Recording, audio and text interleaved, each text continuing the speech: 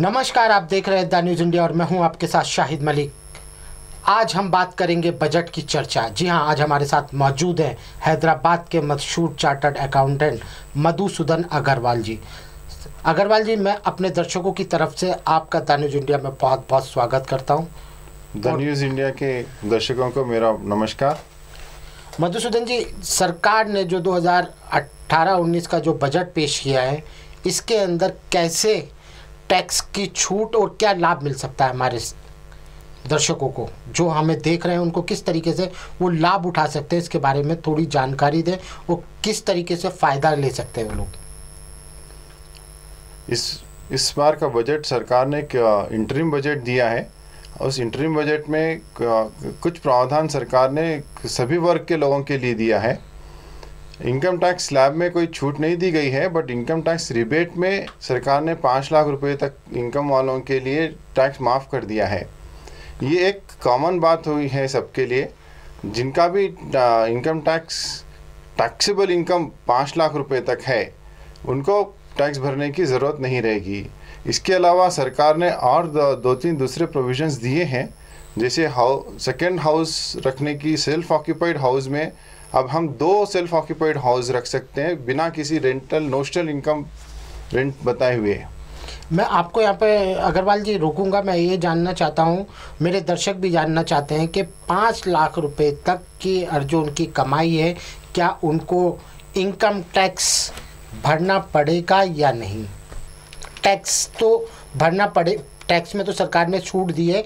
बहुत से दर्शक यहाँ पर हमारे कंफ्यूज हैं कि वो ये सोच रहे हैं कि अब हमारी 5 लाख तक की सैलरी कमाई नहीं है, जिसकी वजह से अब हम इनकम टैक्स पे नहीं करेंगे या रिटर्न दाखिल नहीं करेंगे। क्या उनको रिटर्न दाखिल करना पड़ेगा? हाँ, इसमें आपकी basic income tax limit exemption जो लिमिट है 2.5 लाख ही रखी गई है, उसमें कोई चेंज नहीं हुआ है। तो जिनकी भी इनकम मोर देन 2.5 लाख है, उन सबको रिटर्न तो अवश्य डालना होगा जी। टैक्स नहीं लगेगा, वो एक नया प्रोविजन है जी। उसमें सरकार ने रिबेट दिया है। तो रिबेट और टैक्स एग्जम्पशन लिमिट में डिफरेंस होता है जी। वो किस प्रकार का होता है, एक आसान शब्दों में हमारे दर्शकों को आप बताएं जी। अभी आपका जैसे 5 लाख रुपए तक टैक्सेबल, पहले आपको मैं समझा देता हूँ कि टैक्सेबल इनकम और ग्रॉस इनकम क्या होती है जी। तो ये बहुत एक बेसिक डिफरेंस होता है कि सरकार ने ये बोला है कि आपकी टैक्सेबल इनकम 5 लाख तक है तो आपको टैक्स नहीं लगेगा जी। इसका अर्थ ये नहीं है कि आपकी टोटल इनकम 5 लाख होनी चाहिए जी। जैसे आपकी salary, interest, other sources, business, आपकी सारी इनकम मिला करके एक ग्रॉस टोटल इनकम बनती है जी। एक ग्रॉस टोटल इनकम होती है आपके सेविंग्स के पहले की जी। या आपके जो एलिजिबल डिडक्शंस हैं उनके पहले की इनकम होती है जी।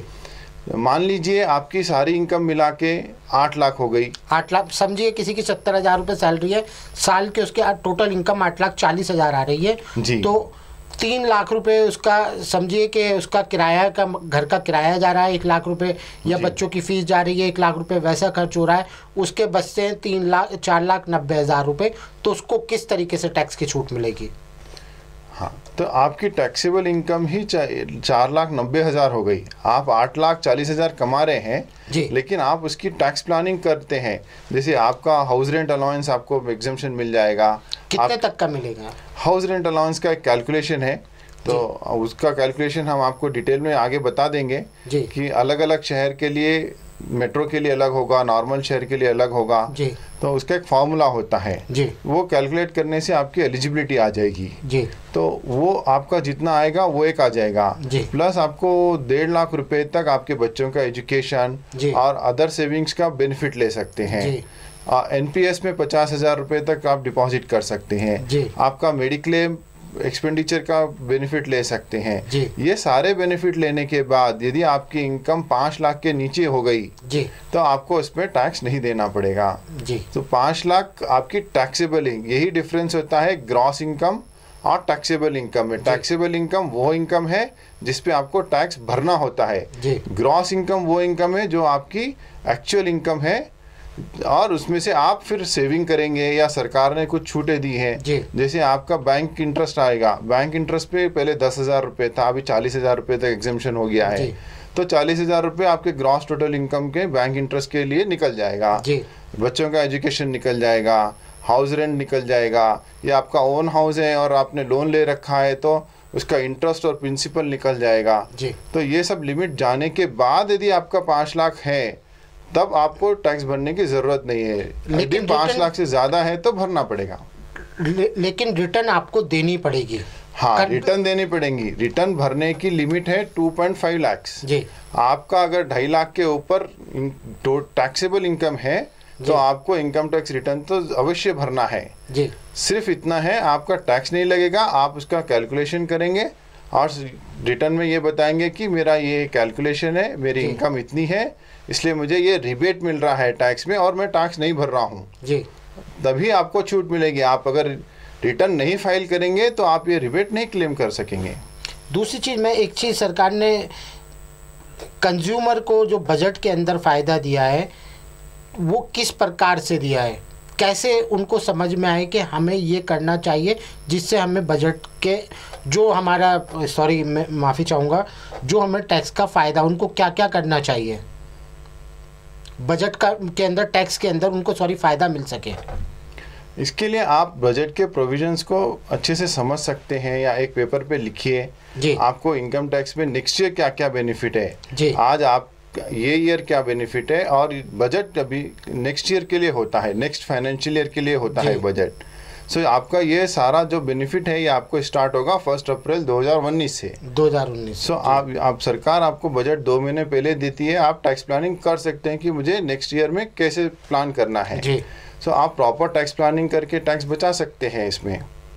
दूसरी चीज़ मैं एक चीज़ ये बता सकता हूँ, पूछना चाहता हूँ कि नेशनल रेट टैक्स लगता है तो वो क्या है, उस डिडक्शन कितना वो ले सकते हैं 9 लाख तक की आमदनी पर बिना किसी टैक्स के लाभ कैसे लिया जा सकता है? नोशनल रेंट 9 लाख रुपए तक की आमदनी पर बिना कोई टैक्स दिए कैसे फ़ायदा लिया जा सकता है? 9 लाख तक की आमदनी अगर यदि आपकी है और मेरा घर किराए का नहीं है तो मुझे टैक्स ना देना पड़े, किस तरीके से मैं फ़ायदा ले सकता हूँ? बच्चों की फ़ीस तो आपने बता ही दी है, इसमें और हम क्या क्या कर सकते हैं कि मैं किराए के मकान में नहीं रह रहा हूँ, अपने में ही रह रहा हूँ, तो किस तरीके से हम 9 लाख की आमदनी है उस पर हम छूट ले सकते हैं? क्या क्या करना, कहाँ पर इन्वेस्ट करना चाहिए कि क्या नहीं करना चाहिए, थोड़ी सी जानकारी दीजिए। आप इसमें 1.5 लाख रुपीस तक आपका टैक्स सेविंग प्लान ले सकते हैं। जैसे आप किसी भी इंश्योरेंस प्रोडक्ट को ले सकते हैं या इसका टैक्स सेविंग का एफडी आता है उसमें ले सकते हैं। पोस्ट ऑफिस के स्कीम्स हैं उसमें आप डिपॉजिट कर सकते हैं। बच्चों का एजुकेशन पे एक्सपेंडिचर कर सकते हैं। ये सारा आपका 1.5 लाख में आ जाएगा। इसके अलावा आपको नेशनल पेंशन स्कीम NPS में आप 50,000 रुपया और सेव कर सकते हैं। सो 2 लाख रुपया आपका इसमें सेव हो जाएगा। और ये आप यदि आपका ये 9 लाख रुपया इनकम में बैंक इंटरेस्ट का कंपोनेंट है तो आप वो 40,000 रुपया उसमें बचा सकते हैं जी। और आप अपना और अपने पेरेंट्स का मेडिक्लेम ले सकते हैं जी। उसमें भी आपका टैक्स बच जाएगा जी। ये और यदि आप सैलरीड एम्प्लॉयड हैं तो आपको स्टैंडर्ड डिडक्शन मिल जाएगा 50,000 रुपये तक जी। ये सारा बेनिफिट लेकर के आपकी इनकम लेस देन 55 लाख हो जाएगी। सो लेस देन 5 लाख होने से आपको कोई टैक्स नहीं लगेगा। जैसा कि अभी अग्रवाल जी ने बताया कि आपको किस तरीके से सर कहाँ पर इन्वेस्ट करना चाहिए। बहुत से लोग इन्वेस्ट करने के चक्कर में कंफ्यूज, म्यूचुअल फंड में करें, शेयर मार्केट में जाएं, कहाँ पर उनको करने से फ़ायदा मिल सकते हैं? इन्वेस्ट करने के 3 बेसिक प्लान्स हैं जी, जिससे टैक्स में छूट मिल सके। हाँ, इसमें यदि आप टैक्स सेविंग के लिए करते हैं तो उसकी स्पेसिफाइड स्कीम्स हैं जी। आप उसी में सेविंग कर सकते हैं। आप ओनली रिटर्न देखते हैं तो आपके लिए बहुत सारे ऑप्शंस अवेलेबल हैं जी।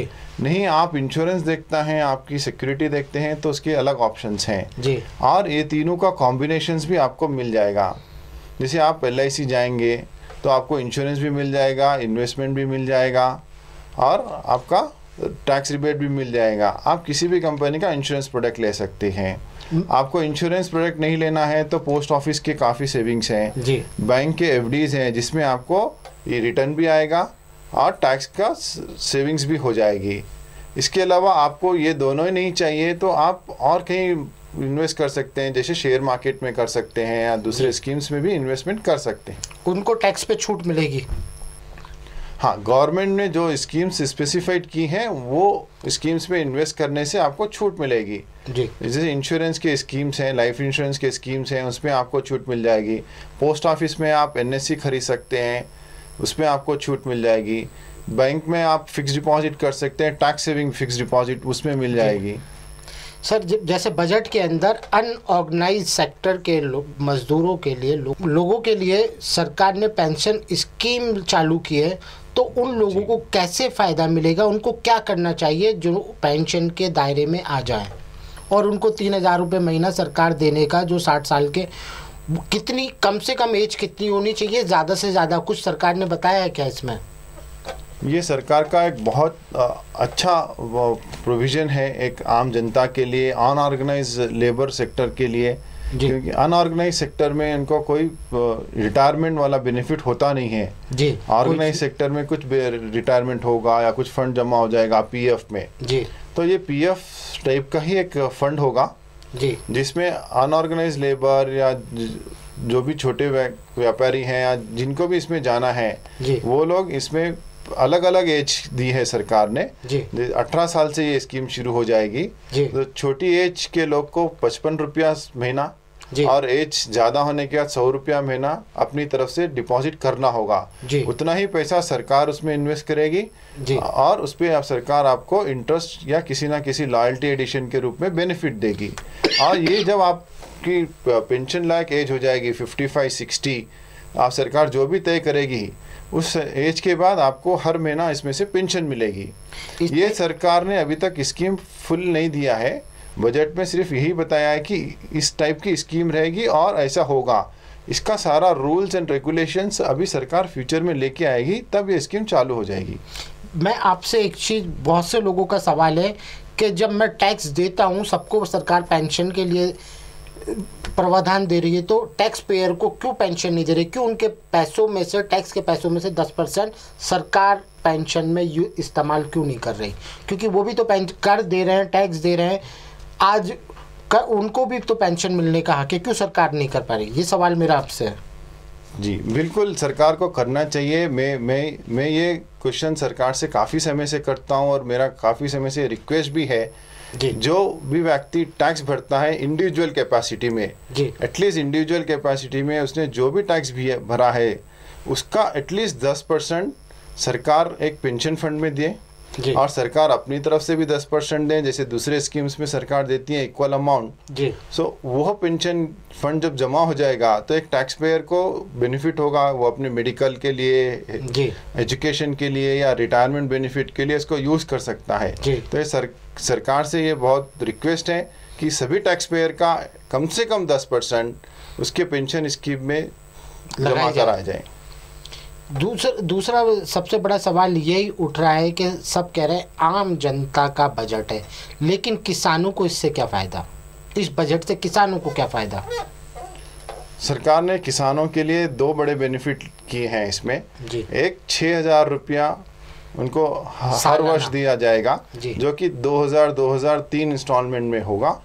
इसके अलावा सरकार ने उनके इंटरेस्ट सबवेंशन पे 2% की एक्स्ट्रा छूट दी है और उनका जो भी लोन रिशेड्यूल होगा उसमें भी 2% की सबवेंशन पे छूट दी है।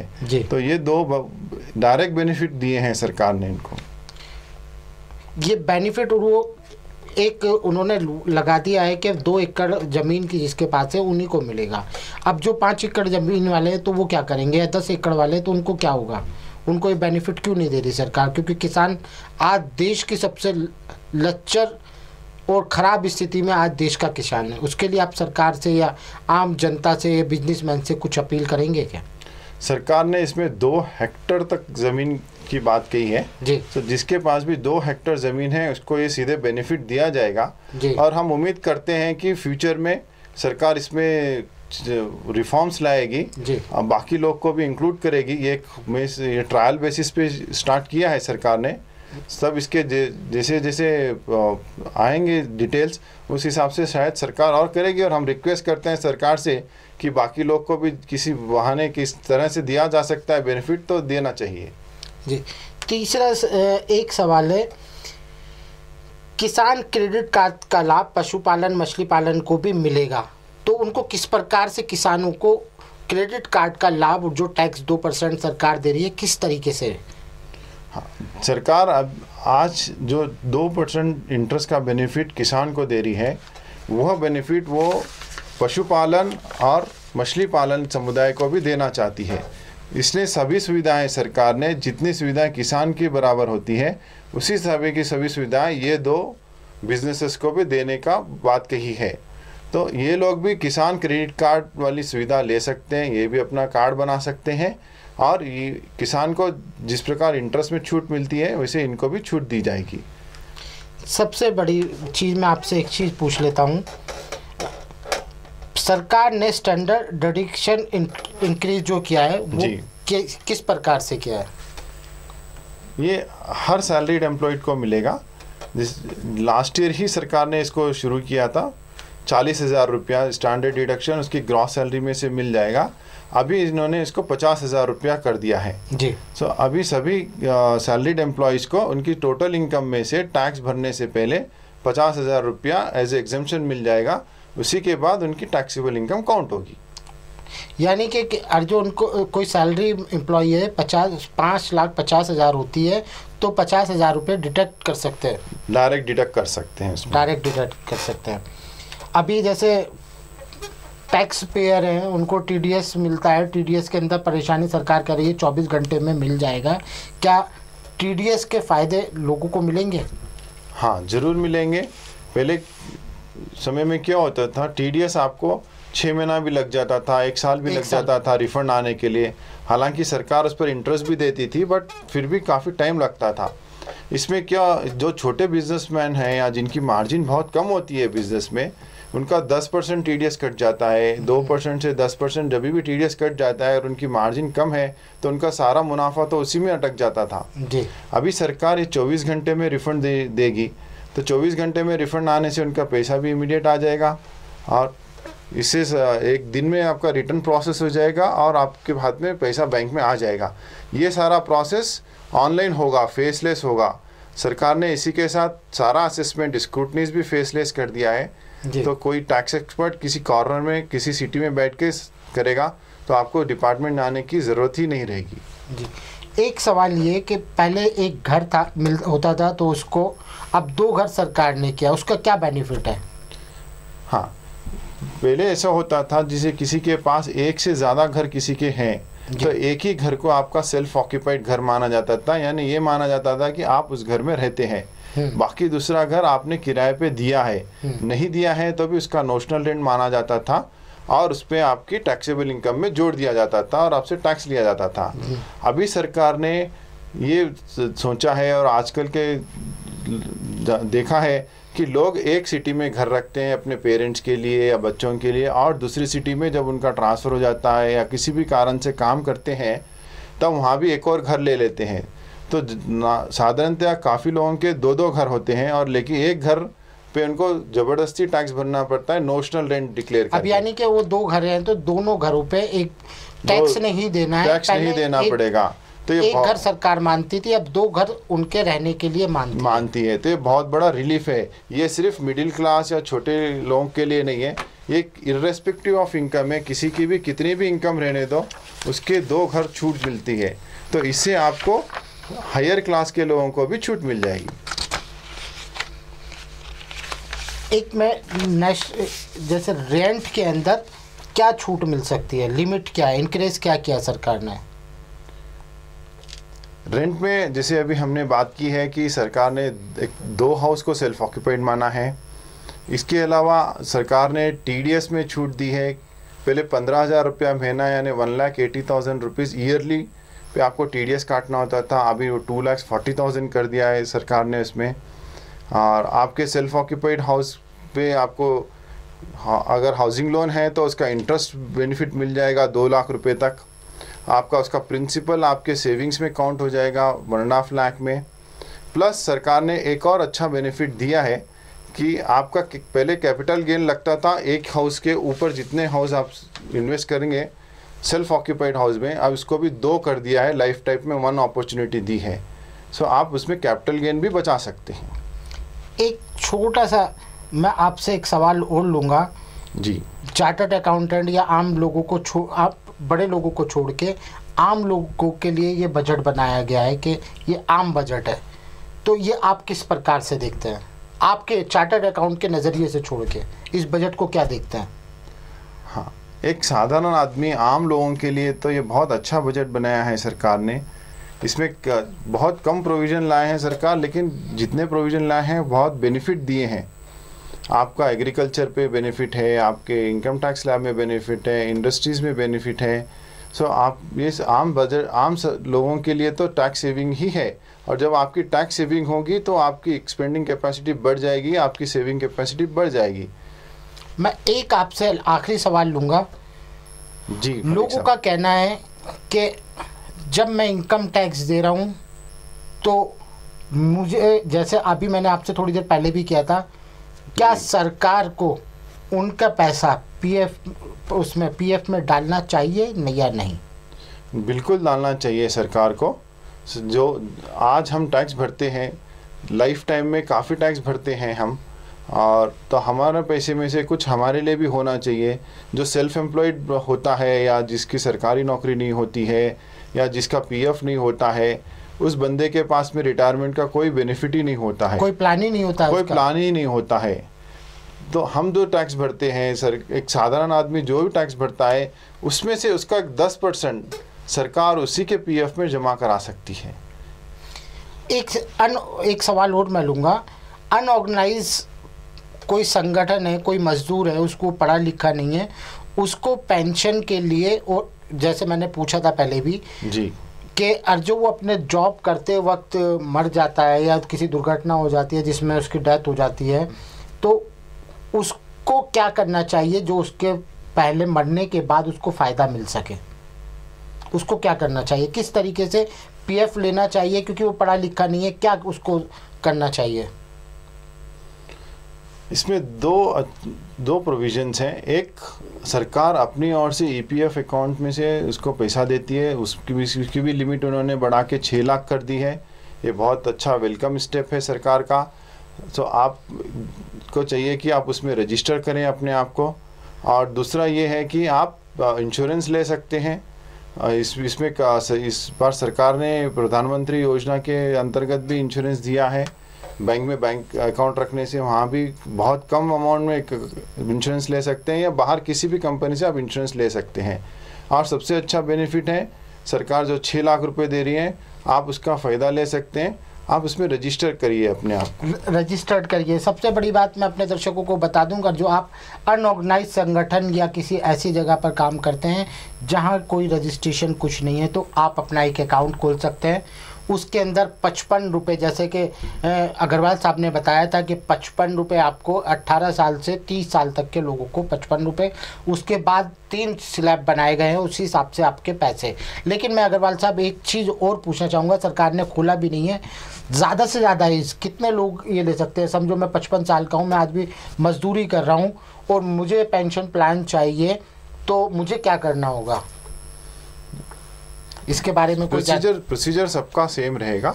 आपको अकाउंट खोलना होगा, 55 रुपया महीना उसमें जमा करना होगा। क्या सरकार पेंशन देगी? 55 साल का ऑलरेडी मैं हो चुका हूँ। देना चाहिए। सरकार की जब फुल स्कीम आएगी तब उसमें देखेंगे कि मैक्सिमम एज सरकार ने कुछ रखी है क्या। अगर मैक्सिमम एज रखी है तो वो उस एज तक आप उसको अडॉप्ट कर सकते हैं। और हमें उम्मीद है कि सरकार 60 इयर्स के पहले सबका रखेगी, क्योंकि 60 के बाद तो पेंशन शुरू हो जाता है। 60 के बाद पेंशन शुरू हो जाता है, तो उसके पहले के सभी लोग को उसमें सब्सक्राइब करने का मौका देगी। जैसे कि आपसे अभी हमने बताया है कि आप अपना एक अकाउंट खोल के पीएफ जमा कर सकते हैं, यानी कि आप रिटायरमेंट प्लान ले सकते हैं। आपने 55 रुपये जमा किए तो सरकार भी उतने ही पैसे आपको देगी। जब आप 60 साल के हो जाएंगे, रिटायर्ड हो जाएंगे, तो सरकार ने 3000 रुपये महीना आपको देने के लिए सोचा है। अब देखना ये होगा कि सरकार की कथनी और करनी में क्या है। आज के लिए बस इतना ही। देखते रहे द न्यूज़ इंडिया। और मैं अपने दर्शकों की तरफ से मधुसूदन अग्रवाल जी का बहुत बहुत धन्यवाद करता हूं। साथ ही हम जल्दी मिलेंगे, जीएसटी के मुद्दे पर बात करेंगे, क्योंकि जीएसटी एक हवा है। लोगों को लगता है जीएसटी क्या है, आखिर जीएसटी है क्या, इसके बारे में जल्द मुलाकात होगी हमारी। नमस्कार।